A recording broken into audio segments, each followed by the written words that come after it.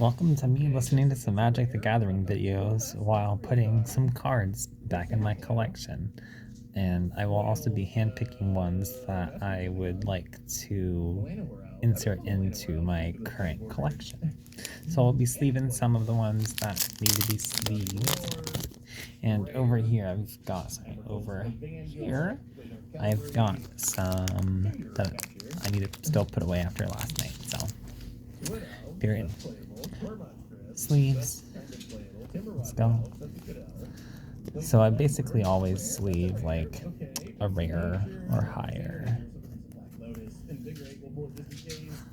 Black Lotus, Vigor. Actually, this card's pretty signature card. Wildest, Scroll High, Spider Umbrella. Pull it just in case. Creating Emissary, Sylvan Bounty, Rare, Greenwell Liberator, and Deeper Champion, Eat by Spiders, Leather Bag Left Promo, and Ageless Entity. All uncommon. Okay. I'm overdue for putting something on that. I think they got it. So I'm gonna have to do the math and figure out what value we got. I'm pretty sure it's bad though. I'm pretty sure that we spent $220. At least it was free shipping. And I'm gonna say we got like, oh my god, $20 of value or something. Maybe it's a little, maybe $50, but like some not very good number. Really, all we got for $220 is free chips and cookies, and we didn't even get those. Just a promise of free chips and cookies. It is signed. You can see the signature there. I don't know how to contact that person and claim our prize, but I would say card-wise, value, probably the worst collection I've got in a long time. They got us. I'm going to do the math to count this up, but this collection going to go down as an all-timer, but not in a good way. One of the worst of all time. All right, future sets here. You can televise this coffee mug. Cast that definitely did not have a coffee mug. You saw the video. It wasn't there. And I'm back for a super quick wrap-up. And honestly, there's not much to say about for me. But, the little wrap-up I gave at the end of the opening, it was basically true. We spent $220. Technically, we opened around $70 of cards, but really, that's what retail prices. We're selling at buy list. A lot of these cards aren't in high demand. Really, we kind of got wrecked on this. But I think if we actually buy list these cards, it's going to be probably like 20 or 30 bucks or something like that. It's so bad that normally what I do with these collections is I open the collection and then I just ship all the cards off to Card Conduit. They do all the work and do all the selling for me, and I just get the money to buy the next collection. But these cards are so valueless that I'm not even sure it's worth sending them in. I just don't think I'm going to get many money out of them. So I think I'm probably just going to set them aside and wait till the next collection buy and add in the like handful of like semi-decent cards we got out of this in with that order. But if you want to sell your cards quick and easy the way I do, you can head over to cardconduit.com. You have an order set up in a couple of links. You don't got to do any sorting or any of that stuff. Just simply package up your cards, ship them out, and in about a week, you're going to get a detailed report with the results of your order and some money in your PayPal account. Let's see, can I move this into like a better angle here? Sorry. And of course, if you want to buy some Steel Magic cards or symbols or whatever, head over to cardconduit.com/MTVGoldfish. So,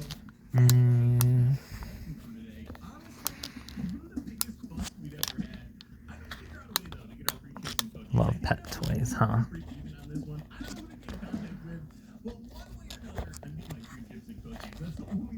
Cool. Is that better? I think so. Thanks for watching. Hopefully you enjoyed it, even though value-wise this collection is kind of a flop. I'll be back soon with another one. And if you want even more magic, make sure to check out the video where I cut a collection from someone who slid into my DMs, or maybe the Murders at Carla Manor collector box opening. Why did I sleeve that? Oh, because it was a foil. That makes sense. Okay. Alright, here we are. So, I will readily admit that making 5 hero guides in 5 days, although I want this. I wasn't making like one a day, but still, creating an entire lot of hero guides to all come out in rapid succession gave me a little bit of burnout. I want to give myself a breath. I'm also prepping for Arkham get-togethers for November, and I realized that why don't we just do a EDH deck tech it's gonna break from my normal stuff. I don't plan for Magic to be something that I talk about a lot, just because I don't know if the views are there. But this is my most beloved deck. It is the deck that has gotten the most tender love and care. I've had it for 9 years now in some form or another, and it has evolved. And I realized, let's sit down, let's view the definitive 2024 Shatter Game Brothers deck. As you can probably already tell from the thumbnail for this video, this is a Shatter Game Brothers Eldrazi. It is a deck that I Desperately need to make a blue deck here. I kind of returned to the game with Zendikar. Yeah, so here are my 2 kit sets. Because where the game was going for Lorwyn and Alara were just something that I just didn't have interest in.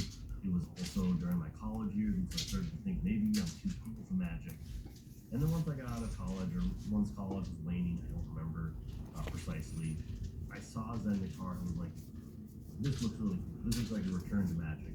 And by the end of that year, we had met the Eldrazi. And so I spent from 2010 until 2015 trying to figure out what an Eldrazi deck would look like in Commander. Okay, so I didn't spend all that time because the Commander was something that I latched onto before the products came out in 2011, but it wasn't something that like I thought like, oh, I'm gonna build Commander decks. That's all I'm gonna do.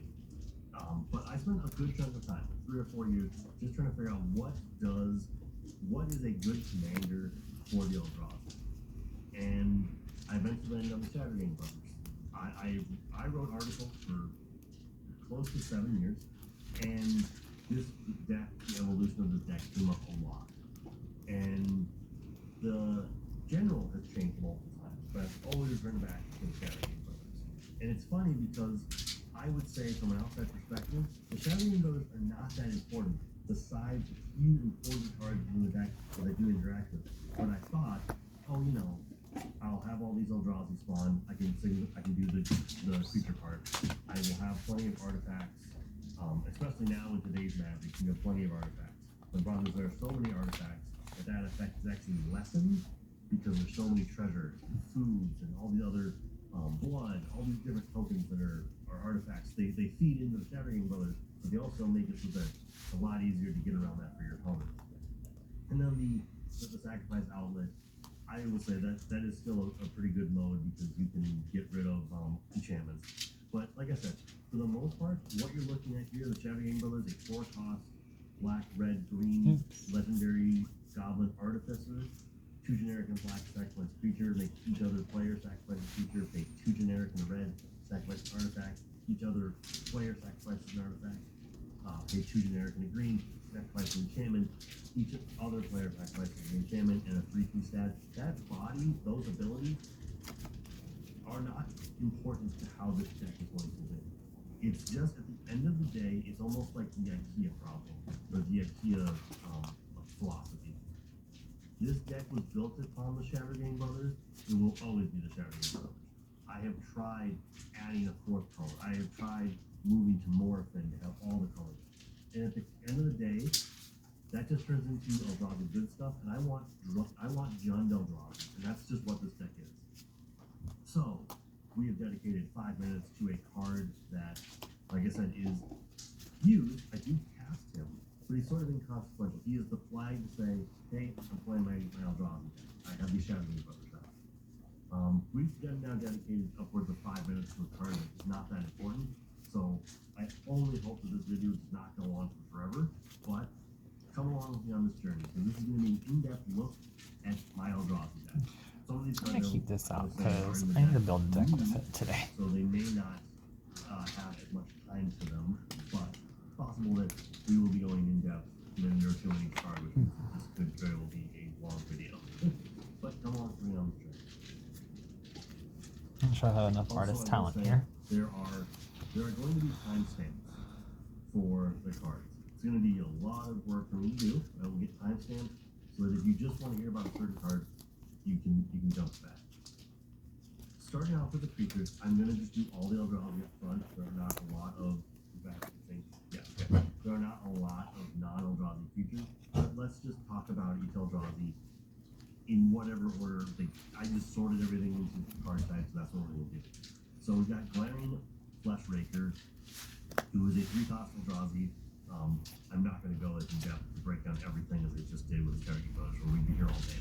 You can see the card, just no Eldrazi drone. When you cast a colorless spell, you create a 0/1 colorless Eldrazi spawn that sacrifices and makes colorless. And whenever another colorless creature enters the battlefield under my control, I deal 1 damage to each other opponent. Or this creature deals 1 damage to each other opponent. My gut says to read the card out. Another part of my brain says you can see the card. I apologize. But this card is new as of this year. I will say an innovation that I have done to this deck, because for a while I had the Eldrazi Titans from Battle for Zendikar, Over the Gatewatch, and Eldritch Moon. I had those 3 versions of Emrakul, Ulamog, and Kozilek. This is a Titanless Eldrazi, because I realized, based on something that one of my friends said during the first version of the deck, the version in like 2015, he was impressed by the fact that this was about the actual lower, like the non-Titan Eldrazi. This is an Eldrazi deck. This cares about the Eldrazi. And I was like, I want to go fully into that, because there were so many good cards out of Commander Masters, or whatever, Modern Masters 3. It felt like a Commander deck. There were so many good Eldrazi that I was like, I think I can use this without the Titans. This is a really good card. It's deceptive. It turns all my colorless spells into bodies, which then turn into damage. And all my creatures, my colorless creatures, then turn into a body and another body and more damage. This is such a great uncommon. And it has already, in the 4 or 5 games that I've played in public with it, it's already done so much work. I was impressed with it the first time I played it. It is, for a card that does not have a mythic or rare color, fantastic. Next up, we've got Invasion Behemoth, 4-cost Eldrazi, 2/9, which is notable, and at the beginning of combat, on your turn, switch the power reference of each of any deck, although I think I have too many at this point. So that's important. You don't have to switch everything. You don't have to switch anything. This can very quickly turn into a 2/9. That might be vulnerable. The other thing is you can take walls. You can take, 0x creatures and turn them into x0 creatures, and they just die on the spot. It becomes a very interesting political tool, because I can just take your creatures that have very low power but are just sitting there with a lot of toughness to do something. Or it can do any number of things. It can make blocking very complicated. It can just get rid of creatures in a giant swath. It can just come down and be a Wrath of God that is also a creature. And once again, this came out in 2024. I'm very impressed with the card. Not as impressed as the last card, but still very impressed with the card. I think it is. It's got its spot. I think that it will probably stay in the deck for a long time. I guess that will be another thing to kind of talk about as we're doing all Build this. a mouse deck. What new cards Probably I think Blizzard. actually have life? Because I updated the deck about 2 or 3 months ago. I haven't gone back to really think about it, but I guess it's kind of me thinking about it. Devourer of Destiny, a Left a couple cards 7-cost Eldrazi, 6/6. You may reveal this card at the beginning. You may reveal this card in your opening hand. If you do, at the beginning of your first upkeep, look at the top 10 cards of your library. Put one of those cards back on top of your library. Exile the rest. So not optimal, but generally, if I'm looking at the top 4 cards in my deck, there's probably only one of those that's really going to be crucial. The other ones I can leverage. Which ones I'm okay just exiling. And then when you cast the spell, exile target permanent that's at least 1 or more colors. So this is removal. This is a body. This does hit the 7 cost or more. At this point, we're saying smaller ones, but it is important when we try to hit. I think 6 is the number, if I'm remembering correctly. That we're looking for spells that cost 6 or more to trigger off other cards. This is one of those cards. It's removal. It finds me. If I happen to have it in my opening hand, it will give me the best card of my top 4, and I'll have to give up the rest. But either way, I'm fine with this card just being removal, and I haven't yet reached the point where I'm like, oh, I don't want this card. It that heralds the end, my kind of card name. 2-cost Eldrazi, colorless spells, Eldrazi drone. That's good, it's a drone. Colorless spells you cast with converted mana cost 7 or more, cost 1 less. Other colorless creatures you control get +1/+1. So this is pretty basic. It is a colorless creature lord. It makes big spells a little bit easier to cast. And I think we'll probably, I will set this off camera, but distinctly somewhere. I'm going to figure out exactly how far down I can make a colorless spell, because it gets pretty crazy pretty quick in terms of what I'm capable of doing. But this, I knew when this was previewed pretty early on when they were announcing the set. This was one of the cards I saw, and I was like, yeah, this is going to be in there just because I want bigger creatures. I want to be able to cast those bigger creatures. And just being able to bump up all my colorless creatures into, you know, from 0/1s into 1/2s, you know, all the way up the chain, just great. Eldrazi Linebreaker is a card that I wasn't sure I was going to like. And the more time I play with it, the more that it's deceptively powerful. It is a 3-cost Eldrazi. It does have a colorless mana symbol in it. It is devoid. It does have trample. That devoid, or the colorless mana symbol, does mean that it, for most decks, it should be treated like a two-color card. For my deck, it's just a red card. Like, that colorless mana does not matter to me. When we get to lands, you'll realize just how much, like, it doesn't matter to me. And at the beginning of combat on your turn, target creature you control gets haste and +X+0 until the end of the turn, where X is the number of Eldrazi you control, and it's a 3/3. So this just turns something into an extremely dangerous creature. If it has flying, if it has trample, don't really know if there's any other evasion outside of flying and trample that's in the deck. I know this deck is the back of my hand. It's funny. I don't think there's not menace. I don't think, and there's certainly not skull. So yeah, if it has flying or trample, which is not impossible to grant, this just makes a creature that's huge. And the thing is, it also takes a creature that may not have even been in play. This costs 3. For this deck, it costs nothing. So to take a creature that costs almost nothing, and potentially another creature that might also be very small in cost because of how much cost reduction I've done, it can just take the creature and be like, okay, so both these come into play, and I give the other creature I give it haste and +9/+0, and now it's just coming at you, and do whatever you want with it, because I might not even care about the body. I just wanted something big to hit you with. Yeah, like this card has impressed me. It has replaced other cards that do things similar.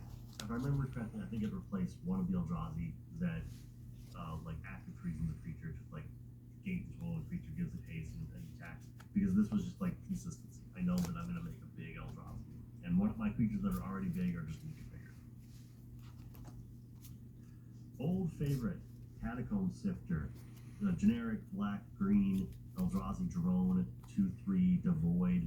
When it comes into play, it creates an Eldrazi Scion, which is the 1/1 variant, and whenever another creature you control dies, scry 1. This, I know my favorite card in the deck. We will get to that card. It's not even an Eldrazi, funny enough. This might be my favorite Eldrazi in the deck.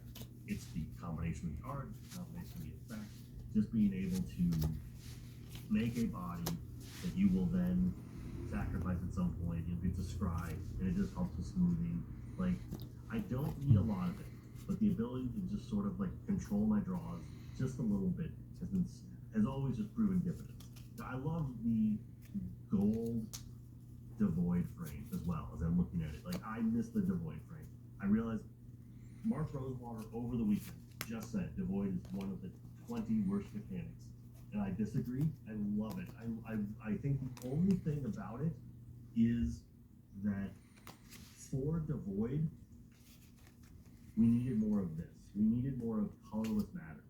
And I realized that could have gotten out of control. But I think we needed more cards that care about not being a color, and devoid would have had more of a purpose. Now, I'm not a card designer, obviously, but just having played with devoid a lot, I understand. The entire idea of it is basically a marker to say that you are not a thing, that you on your surface look like you are a thing. That's fine. I know I'm a nit person, but I love Devoid for the fact that it makes being a color a disadvantage. And I think if you just had more of that built in, I feel like Devoid wouldn't have felt like this weird half keyword.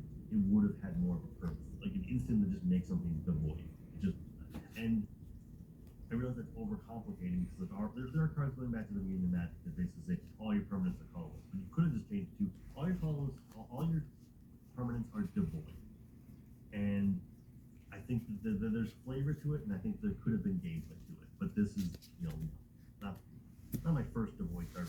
I think the card that tenfold is most because I love getting one. I'm irrationally happy with this card. Then we have Endbringer, a 5 generic and a colorless Eldrazi 5/5. It untaps during each player's untap step, and then it has multiple effects. You can just tap it to deal a damage to target creature player. You can pay a colorless and tap it. Target creature can't attack or block this turn, and then you can do 2 colorless and tap it to draw a card.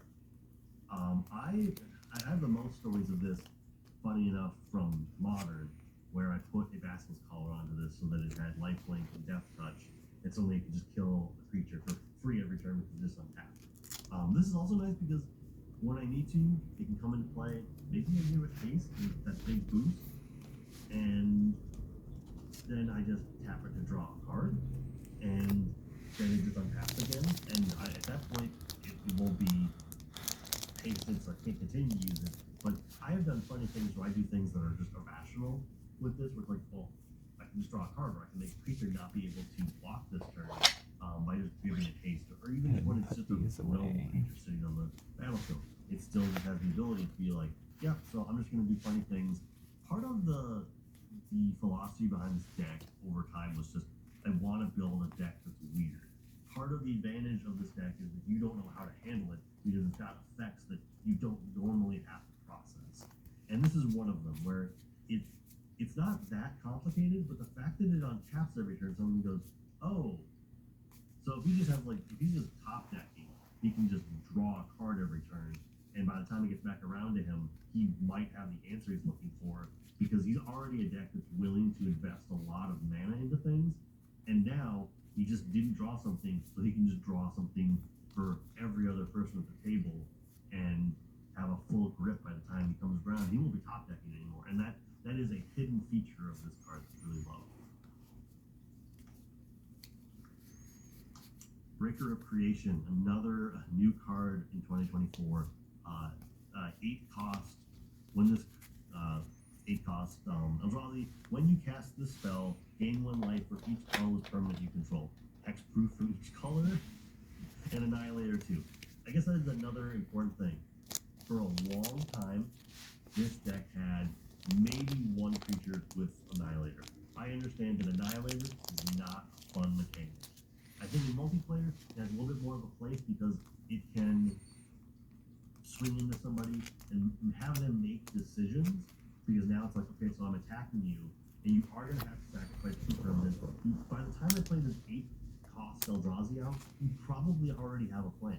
But it's going to be hard to deal with this thing, because you either need to put forth 4 damage, which it isn't a big deal, or you need to have an uncolored ability to hit it because it's hexproof. Additionally, this is colorless permanent, so this is your lands too. This is the kind of card that can take you from like 1 life up to 21 real quick in this deck. Like you can just be down for the count and suddenly just, you have to cast it, but once it comes into play, you cast it, and like there's not even a way to get around that. You can't counterspell it. You can counterspell all you want, but it'll still gain the life. And because so many things are colorless, this just turns into a life gain spell that's on a body that's going to be hard to handle, and I love it. This is the kind of card I needed. I need to see here. I think they're actually taking this out at this point. Yeah. So there was a point in time when I had the land that you can tap for a colorless, or it's from Chartier block, the original Chartier block. I'm about to go back to another Chartier thing. I'm trying to remember precisely what it did, but basically, I'm not going to do a lot of putting cards up on the screen for this, just because that would turn into a lot of editing. But I'll put that card on screen here now. But basically, you gain life for each colorless creature you control, I believe. This is a better version of that. It's on a body. Alright. Making progress onto the game while also gaining a bunch of Almost life. done. I guess the other thing is when we get through this, you know, drawing paper flying takes a lot of time, and then the other cards hopefully will not. Chittering Dispatcher, another devoid 3-cost Eldrazi drone with Myriad, and when Chittering Dispatcher leaves the battlefield, trade a 0/1 Eldrazi spawn. Is a 2/3. Myriad's what's important here because Alright. when it attacks, Thanks for watching.